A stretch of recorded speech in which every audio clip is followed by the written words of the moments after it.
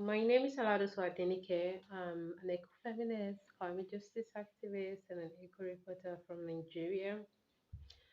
And um, coming to Hamburg, Germany, as part of the international think tank member for an exhibition called Taking Care.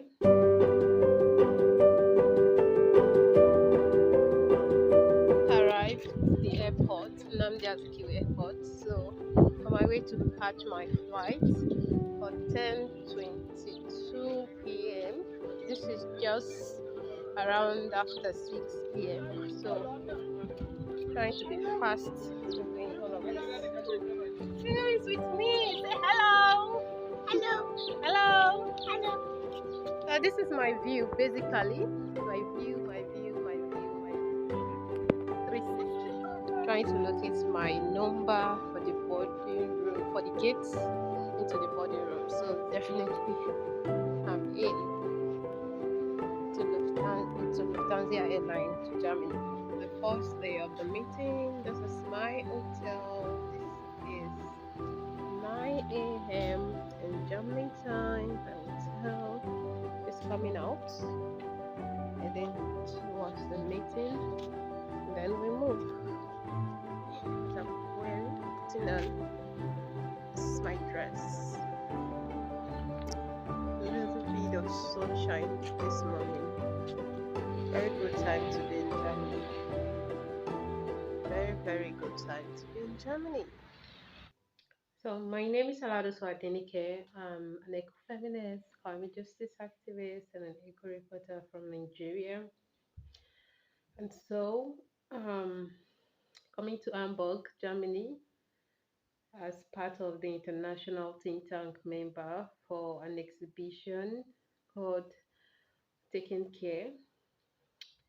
Has to do with the Hamburg, or probably maybe a state museum here in um, Hamburg, that has different collections basically that connect with the history of different regions in the world. And basically, this think tank seeks to address colonial issues, climate issues, and rethinking our connection with our environment, and creating this form of connectivity, and trying to build sustainable futures. And that is what I'm excited about, because it contains a lot of those things I want to see that we are addressing in our society today, and trying to create a sustainable pathway out of it.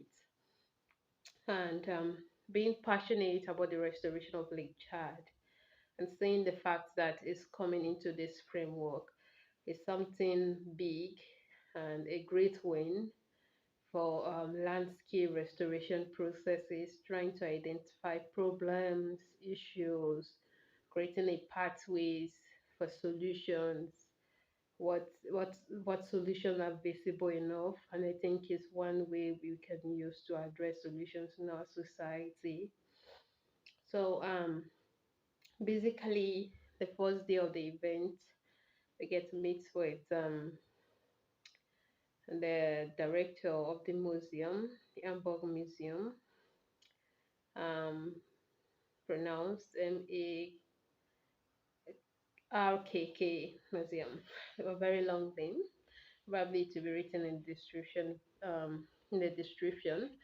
And so, meeting with her, getting her perspective about different objects that's in the museum, and hearing her talk about restitution process was something that is great to know, because of the looted histories.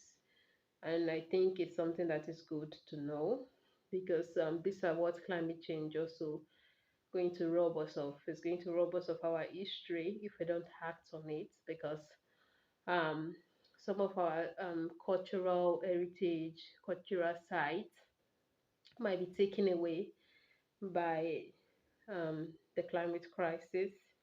And to a certain extent, it could mean a point of no return to many communities like my, and it could also mean a cancelled history, um, a lost culture, erasing our stories, because these are heritage sites that we could use to tell our stories better if it gets if we don't act on the climate change crisis.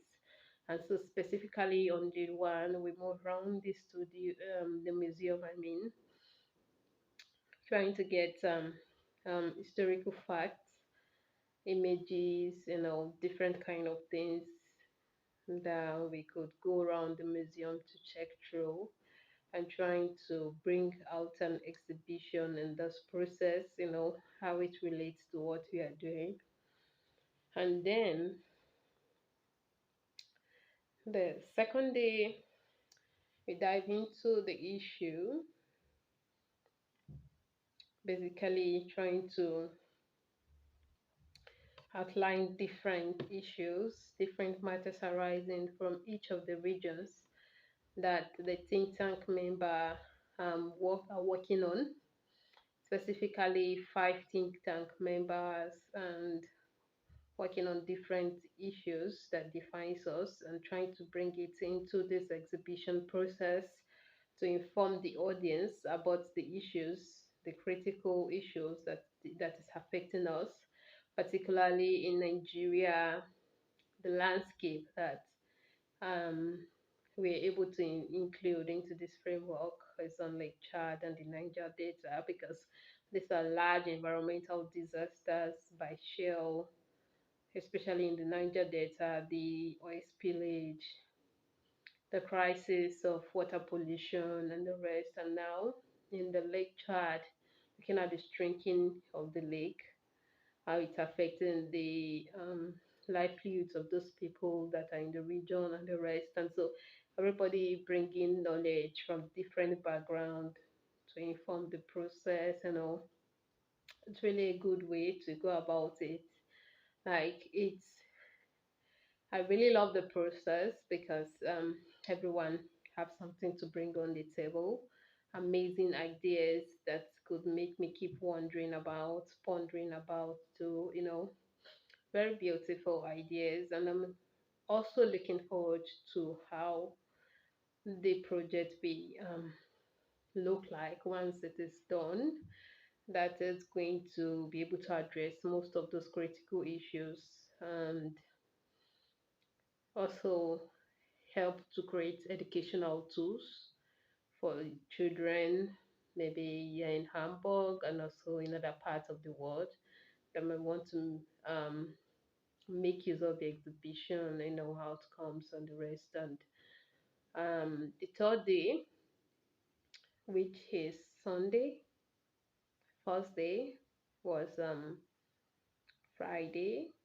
second day was specifically Saturday, then Sunday, third day, and like that. But unfortunately, Monday I'm leaving for Bonn, Germany, as one of the speakers for the DW News Global Media Forum, and I'm so excited to be there to speak about issues that defines us, how we could better represent African issues, that could make our voices to be louder, that could bring our demands to the global leaders on what they need to do that they are not doing, and why it is urgent enough for us to act on those crises that defines us. So basically, the third day, which is my final day at the exhibition center, it's so it's I think the it brings a lot of knowledge together, creating the catalogs and the rest. So it has to do with a whole lot of it. And looking at it, I was just wondering, it's so fast. We're able to make use of those days to get a big deal out of it. And while in this processes, I was thinking about the climate change crisis, that it's a crisis that shouldn't take us, longer years for us to be able to achieve what we want to achieve. If we want to solve the crisis, If it could take us just 3 days and we could work on something visible in this exhibition process, I think solving the climate change crisis shouldn't be something that should take much time. Just that we are not ready to act, especially leaders specifically that are trying to postpone it to 2050, 2060, 2045. And yeah, I think we'll win the race.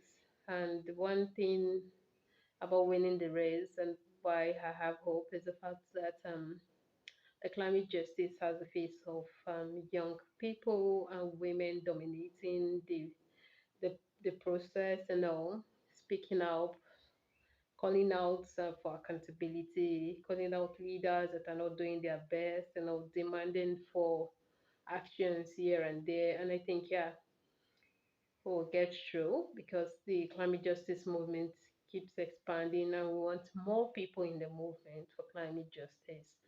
And so, yeah, it's been a wonderful experience, doing what I'm passionate about, being involved in the process of this. And I urge you all that we should see climate justice as important because if it's not affecting you now, it's going to affect your generation. So nobody's immune against the climate change crisis.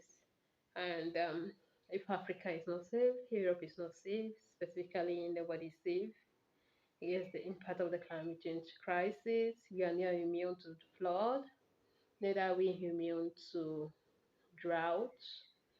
So at the same time, no nation is immune against the impact of the climate change crisis. So it's time for us to act, and our climate action knows no boundary, as the climate change crisis knows no boundary. So we have to act accordingly. What it takes, we have to give to it. So let's keep doing what we know how to do best and keep fighting that we are not alone in this. There are many more people that are out there fighting. So we should know that you're not alone. We're with you, fighting along with you. Thank you.